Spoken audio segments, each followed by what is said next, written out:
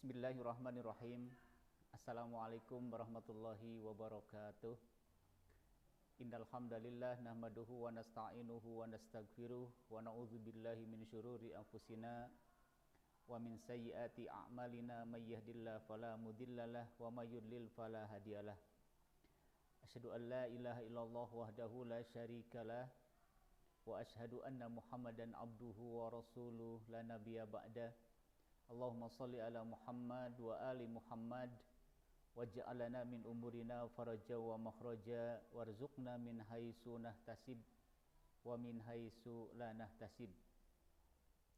Qala Allah ta'ala fil Qur'anil Karim, a'udzu billahi samiil alim minasy syaithanir rajim. Bismillahirrahmanirrahim. Wal takum minkum ummatun yad'una ilal khair wa ya'muruna bil ma'ruf wa yanhauna 'anil munkar wa ulaika humul muflihun. Shadaqallahul azim. Syukur alhamdulillah, kita panjatkan puji dan syukur kehadirat Allah Subhanahu wa taala, karena atas berkat dan rahmatnya kita semua masih diberikan berbagai macam kenikmatan oleh Allah Subhanahu wa taala. Tinggal bagaimana kita bisa mensyukuri terhadap semua nikmat yang Allah berikan kepada kita. Salawat dan salam tidak lupa pula kita sampaikan kepada Nabi kita semua, Nabi akhir zaman, Rasulullah Muhammad sallallahu alaihi wasallam, kepada keluarganya, para sahabatnya, para tabi'in, tabi'ut tabi'in, juga kepada seluruh umatnya dari awal hingga akhir zaman. Jamaah yang dimuliakan oleh Allah Subhanahu wa taala, alhamdulillah sore kali ini kita bisa berjumpa kembali di program dakwah media, dakwah virtual Pesantren Al-Qur'an Babu Salam. Dan seperti biasa, setiap hari Ahad sore masih membahas sekitar fikih dakwah atau strategi dakwah. Pertemuan terakhir kita sedang membicarakan objek dakwah. Sedikit saya mereview bahwa berbicara tentang objek dakwah, maka yang menjadi objek atau yang didakwahi adalah manusia. Maka kita akan menemukan ragam manusia atau macam-macam manusia di dalam menyikapi gerakan-gerakan dakwah atau di dalam merespon aktivitas dakwah. Ada yang dinamakan orang-orang yang mukmin, orang-orang yang ragu-ragu atau mutaraddadun. Kemudian ada juga kelompok yang naf'iyun. Naf'iyun ini adalah kelompok yang mencari keuntungan dari aktivitas dakwah. Ada semacam transaksi antara pelaku dakwah dan objek dakwah ini. Ini adalah satu kelompok. Kemudian ada juga orang yang berprasangka buruk terhadap gerakan-gerakan dakwah. Karena tidak sedikit di zaman Rasulullah SAW ada kelompok di antara mereka kafir Quraisy yang berprasangka buruk, berprasangka buruk terhadap Rasulullah SAW atau terhadap aktivitas dakwah.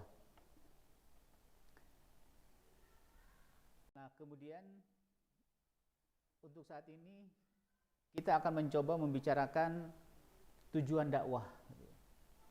Tujuan dakwah sebelumnya juga sudah disampaikan sedikit tentang tujuan dakwah, bahwa tujuan dakwah itu adalah Allahu ghayatuna. Tujuannya adalah kepada Allah Subhanahu wa taala, bukan kepada individu, bukan kepada kelompok, atau bukan kepada organisasi, tapi tujuan dakwah adalah kepada Allah Subhanahu wa taala. Nah, berbicara tentang dakwah atau tujuan dakwah, bahwa tujuan dakwah itu adalah kepada Allah Subhanahu wa taala, maka menggunakan bahasa yang lain, dakwah kepada Allah itu adalah dakwah kepada tauhid. Dakwah kepada tauhid. Dakwah untuk mengesahkan Allah Subhanahu wa taala. Al-ma'ruf di dalam Al-Qur'an kemudian ditafsirkan dalam tafsir Ibnu Abbas yang dinamakan dengan al-ma'ruf. Yang pertama adalah bitauhidullah. Al-ma'ruf adalah untuk mentauhidkan Allah Subhanahu wa taala. Sekelompok manusia secara berjamaah mengajak kepada kebaikan, mengajak kepada hal-hal yang baik, kemudian menyeru kepada yang ma'ruf. Jadi sekelompok manusia yang berjamaah, yang berjamaah mengajak manusia, menyuruh manusia al-ma'ruf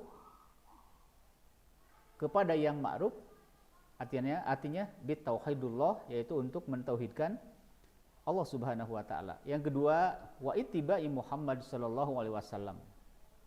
Jadi al-ma'ruf yang kedua adalah wa ittiba'i Muhammad sallallahu alaihi wasallam, agar manusia mengikuti ajaran Rasulullah Muhammad sallallahu alaihi wasallam. Jadi berbicara dakwah kepada Allah, bahwa tujuan dakwah itu adalah kepada Allah, berarti fokus di dalam berdakwah itu adalah mengajak manusia untuk mentauhidkan Allah Subhanahu wa taala, bukan mentauhidkan tuhan-tuhan yang lain. Dan Rasulullah Shallallahu alaihi wasallam, para sahabat dan selanjutnya adalah generasi selanjutnya, mereka berdakwah adalah Allahu goyatuna. Artinya kepada Allah Subhanahu wa taala, agar seluruh manusia itu kembali kepada fitrahnya. Kemudian karakteristik yang lain dari dakwah Islam itu adalah dakwahnya bersih. Jadi dakwahnya ini bersih tanpa ada indikasi hawa nafsu, tidak membawa satu mazhab, tidak membawa kelompok, tetapi dakwahnya adalah mereka dakwahnya bersih. Artinya melaksanakan aktivitas dakwah itu secara ikhlas gitu ya. Karena Rasulullah Shallallahu alaihi wasallam juga di dalam berdakwah itu kan bukan, tidak ada tekanan yang lain, tidak ada motivasi yang lain, adalah murni, bersih, ikhlas untuk mengembalikan seluruh jiwa manusia yang mungkin jiwa-jiwa manusia itu sudah keluar dari nilai-nilai Islam. Nah, jadi mengajak manusia kepada Allah itu adalah tujuan utama. Lalu bagaimana metodologinya atau caranya? Makanya di dalam dakwah itu ada caranya. Kalau kita melihat di dalam definisi dakwah bahwa caranya itu adalah bil hikmah wal mauidhah. Ini salah satunya. Jadi dengan hikmah, kemudian wal mauidhatil hasanah, nasihat yang baik. Jadi memberikan nasihat baik dengan yang baik, kemudian dengan hikmah, bijaksana, nasihat yang baik, qaulan layyina, bahasanya lemah lembut, wajadilhum billati hiya ahsan, dan berdialog dengan cara yang baik pula. Artinya dialog di sini, wajadilhum di sini adalah berdiskusi, berdebat, berdialog, sharing, itu bagian dari cara. Jadi cara berdakwah. Jadi begitu banyak cara memperkenalkan manusia agar manusia itu kembali kepada jalan Allah, tentunya dengan cara-cara yang baik. Tidak ada paksaan di dalam agama, tidak ada intervensi, tidak ada justifikasi, tetapi aktivitas dakwah karena yang dibawa adalah pesan-pesan dari Allah, pesan-pesan dari Al-Quran, maka dilakukan dengan cara yang baik.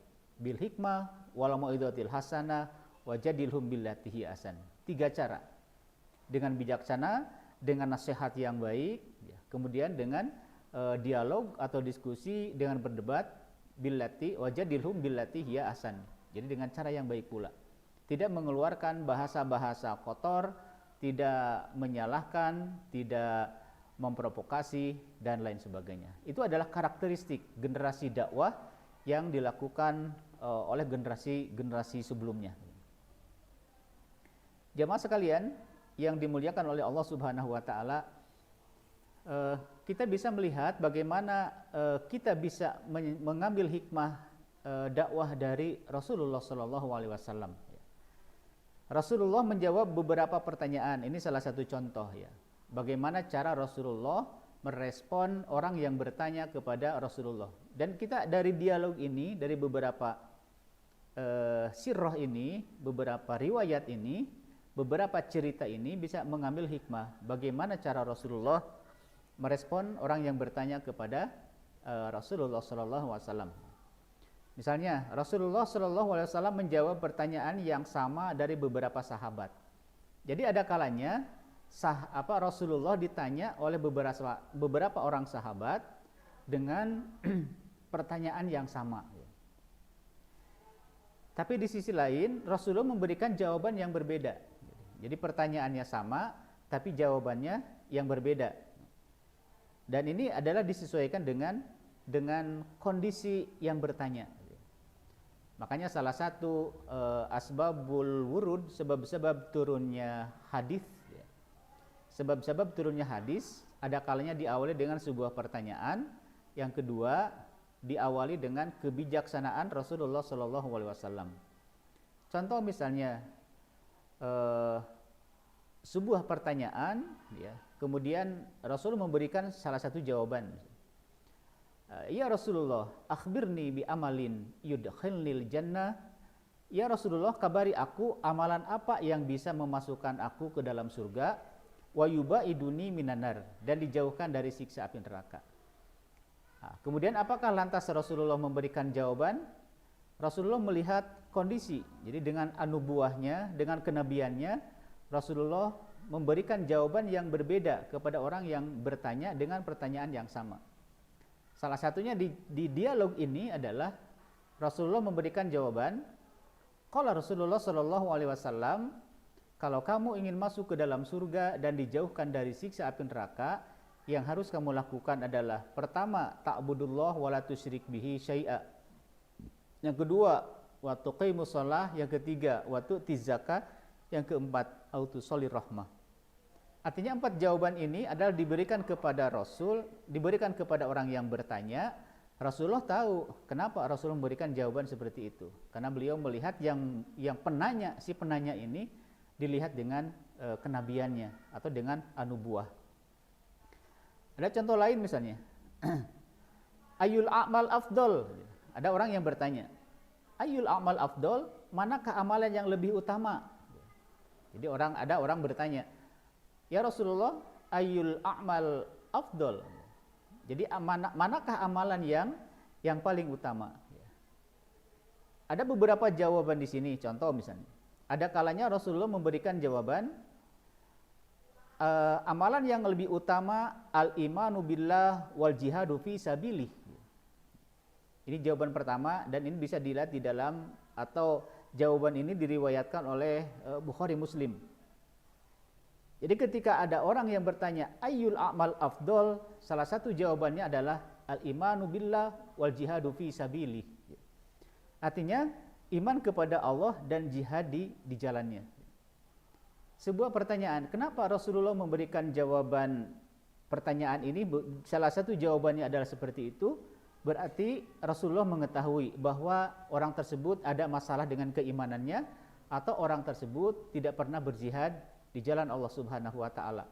Sehingga Rasulullah dengan kenabiannya, dengan anubuahnya, atau dengan psikologisnya, Rasulullah memahami orang yang bertanya, wah, orang yang bertanya ini ada masalah dengan keimanannya, orang tersebut ada masalah dengan tidak pernah berjihad di jalan Allah. Sehingga Rasulullah memberikan salah satu jawabannya adalah, kalau amal yang lebih utama salah satunya adalah al-imanu billah wal jihadu fi sabilih.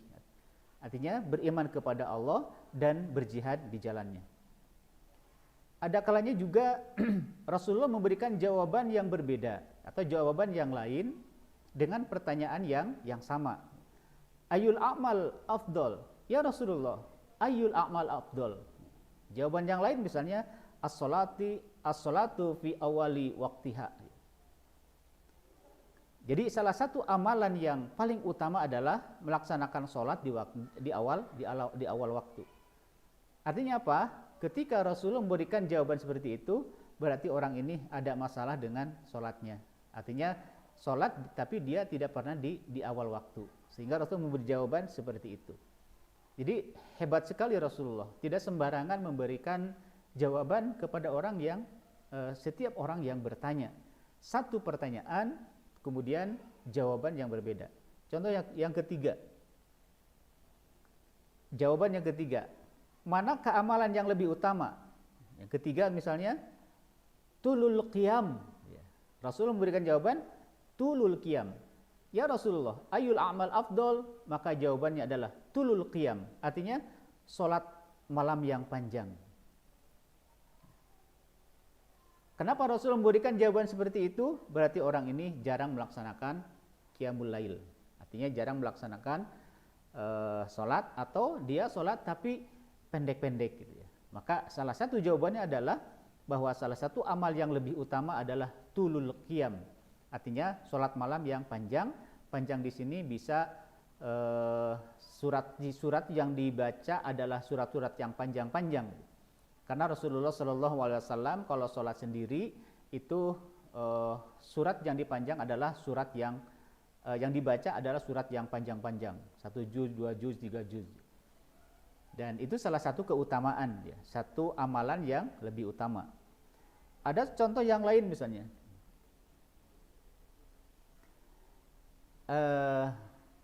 Contoh yang lain,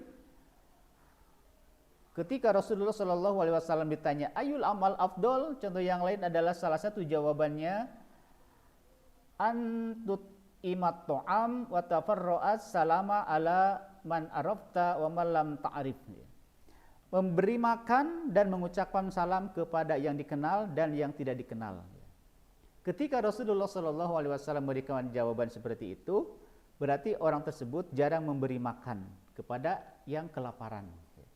Maka dia memberikan jawaban, orang ini artinya orang ini jarang memberikan makan kepada orang yang kelaparan, bahkan orang tersebut jarang memberikan salam kepada orang lain, sehingga Rasulullah memberikan jawaban yang seperti itu. Jamaah sekalian yang dimuliakan oleh Allah Subhanahu wa taala. Jadi itu bagaimana cara Rasulullah SAW dakwah. Dan itu bagian dari dakwah Rasul, dan kita bisa mengambil hikmah dari apa yang dilakukan oleh Rasulullah, cara berdakwah beliau. Satu pertanyaan dengan jawaban yang berbeda. Kenapa berbeda? Karena Nabi mengetahui secara anubuahnya, secara kenabiannya, secara psikologis, Nabi tahu bahwa orang ini bertanya seperti itu, jawabannya seperti ini, seperti ini, seperti ini. Jamaah sekalian yang dimuliakan oleh Allah Subhanahu wa taala. Oleh karena itu mudah-mudahan bagi kita semuanya bisa mengambil pelajaran yang baik dari bagaimana cara Rasulullah SAW berdakwah gitu ya. Pendekatan kepada jamaah dengan pendekatan yang baik. Belum juga misalnya bahwa salah satu caranya adalah dengan dialog yang terbaik ya. Artinya dialog kemudian diskusi gitu ya, atau berdebat ya. Ini pun harus dengan hasanah gitu ya. Artinya harus dengan hasanah pula. Jadi tidak mengeluarkan bahasa-bahasa yang kotor, bahasa-bahasa yang menjustifikasi, apalagi kalau berdebat dengan non-muslim. Itu harus mengedepankan etika gitu ya. Bahkan di dalam bermujadalah, di dalam berdebat, itu harus menghormati pendebat. Jadi ketika seseorang itu sedang menyampaikan pikirannya, gitu ya, ide-idenya, pikirannya, maka itu harus dihormati. Jangan sekali-kali memotong pembicaraan. Jadi cara menghormatinya adalah selesaikan dulu pembicaraan, baru kita respon dengan baik pula, dengan sebaik-baiknya. Karena begitu pula lah yang dilakukan oleh Rasulullah SAW ketika berdebat dengan beberapa orang Yahudi. Jemaah sekalian yang dimuliakan oleh Allah Subhanahu wa taala. Nah, itu tadi adalah caranya. Jadi dengan hikmah ya, dengan pelajaran yang baik, kemudian wajadilhum billati hiya ahsan, kemudian dengan berdiskusi dengan cara yang baik pula. Nah, sekarang kita berbicara tentang sasaran dakwah. Ini masih menerjemahkan definisi ya, takrif dari dakwah ketika awal-awal pertemuan. Sasarannya adalah wayak furu bit togut gitu. Wayak furu bit togut artinya ingkar kepada togut, wayuk minu billah. Sasarannya itu yakfuru bit togut, jadi mengkafiri, mengingkari togut. Togut di sini adalah Tuhan yang semu, atau dalam bahasa yang lain togut itu sama dengan ilah, karena ilah itu adalah Tuhan, sesembahan manusia, dan setiap sesembahan manusia selain menyembah Allah Subhanahu wa taala itu adalah bagian dari Tuhan yang semu gitu ya. Jadi mengingkari togut, wa yu'minu billah, dan hanya beriman kepada Allah Subhanahu wa taala. Kemudian wa yukhriju minadz-dzulumatil jahiliyah. Jadi mengeluarkan dari kegelapan jahiliyah, mengeluarkan manusia dari kegelapan jahiliyah. Jadi kegelapan jahiliyah ini tidak ada aktivitas dakwah di situ, tidak ada aktivitas keislaman di situ, tidak ada pendidikan, tidak ada pengajian dan sebagainya. Dikeluarkan manusia dalam kondisi dari kegelapan jahiliyah ila nuril Islam, kepada cahaya Islam. Artinya ketika satu daerah tidak ada aktivitas keislaman, maka Islam datang. Kemudian Islam mengeluarkan satu daerah, satu kelompok manusia dari kegelapan jahiliyah yang asalnya tidak mengenal Tuhannya, yang asalnya tidak mengenal masjid, yang asalnya tidak mengenal Islam. Kemudian dengan adanya dakwah, adalah itu bagian dari sasaran dakwah, ilan nuril Islam. Jadi wa yukhriju minadz-dzulumatil jahiliyah ilan nuril Islam, jadi kepada cahaya Islam. Jamaah sekalian yang dimuliakan oleh Allah Subhanahu wa taala, mudah-mudahan kita semuanya bisa mencontoh apa yang dilakukan oleh Rasulullah Shallallahu alaihi wasallam di dalam menerjemahkan nilai-nilai Islam di dalam kehidupan sehari-hari, bagaimana cara membumikan Al-Qur'an di dalam memberikan pemahaman al-Islam terhadap masyarakat dengan cara-cara yang baik. Artinya tidak terlepas dari yang namanya dakwah. Baik, mungkin seperti itu ya. Jadi fikih dakwah atau pembahasan makna dakwah sudah selesai, dan ini terakhir barusan adalah bagaimana kita bahwa ending dari sebuah dakwah itu adalah mengkafiri togut, kemudian wa yu'minu billah, untuk beriman kepada Allah seluruh manusia, kemudian mengeluarkan manusia dari kegelapan jahiliyah ila nuril Islam, kepada cahaya Islam. Dan itulah setiap orang yang mengikrarkan diri berada di dalam jalan dakwah, tujuannya adalah hanya kepada Allah Subhanahu wa taala. Baik jemaah sekalian, demikian ya pembicaraan sekitar makna dakwah, dan insya Allah nanti depan kita akan masuk ke tema yang baru, yaitu karakteristik dakwah. Jadi karakteristik dakwah di sini, karakter dakwah Islam itu seperti apa, kemudian dikorelasikan dengan karakter dakwah Babu Salam itu seperti apa, atau karakter dakwah yang dibawa oleh Ayahanda Kiai Haji Mukhtar Adam itu seperti apa karakteristiknya. Karena memang dakwah itu harus memiliki karakteristik dakwah, atau dalam bahasa lain adalah kekhususan dakwah atau khosoisud dakwah gitu ya. Jadi khosoisud dakwah fi Ma'had Babu Salam, ciri khas karakteristik dakwah karakteristik dakwah pesantren Al-Quran Babu Salam ini seperti apa. Mudah-mudahan insya Allah hari depan kita bisa berjumpa kembali dan diberikan kesehatan oleh Allah Subhanahu wa taala.